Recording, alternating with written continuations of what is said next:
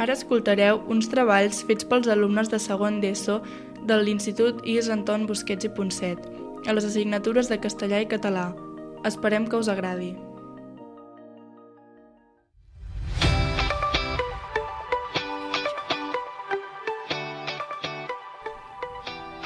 El reportatge.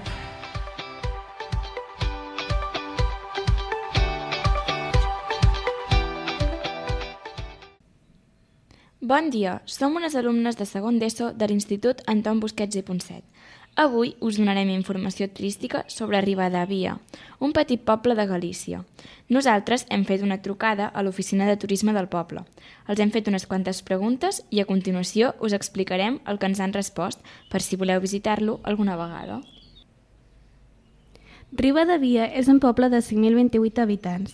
Els llocs més bonics per visitar són el casc històric que es troba al barri jueu. Algunes esglésies, entre elles n'hi ha una que és monument nacional i bàsicament són monuments del segle IX i del segle XII. No hi ha ningú menjar que es consideri típic, però un dels aliments més consumits són els pebrots i de beure el vi, el que més el blanc. Per instal·lar-nos-hi no hi ha cap hotel recomanable, però sí són aconsellables les cases rurals i hostals. A Ribadavia hi ha molts personatges importants, com les d'Hermanastro, que van ser unes germanes que van ajudar els jueus a sortir als camps de concentració. A continuació podreu escoltar un petit àudio de la conversa amb l'oficina de turisme. Ara escoltarem el de les tradicions. Aquí, pues la tradición vinícola, estamos en la capital de Ribeiro y en esta región pues predomina la economía basada en estos cultivos. Y después también la tradición pues histórica, ya que es una importante villa y con un legado sefardí importante. Aquí se instauró un barrio judío en el siglo XII y bueno, sería así un poco un resumen de lo que es Ribadavia, digamos, capital de Ribeiro y una villa històrica d'interès.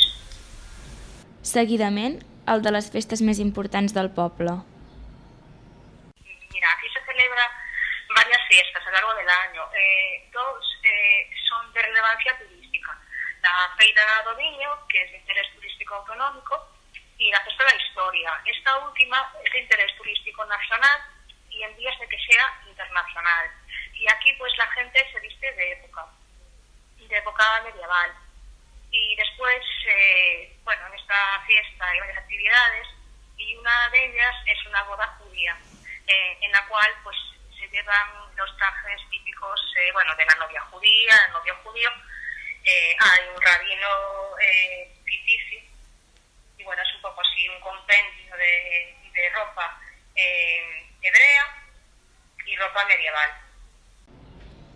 Esperem que us hagi agradat.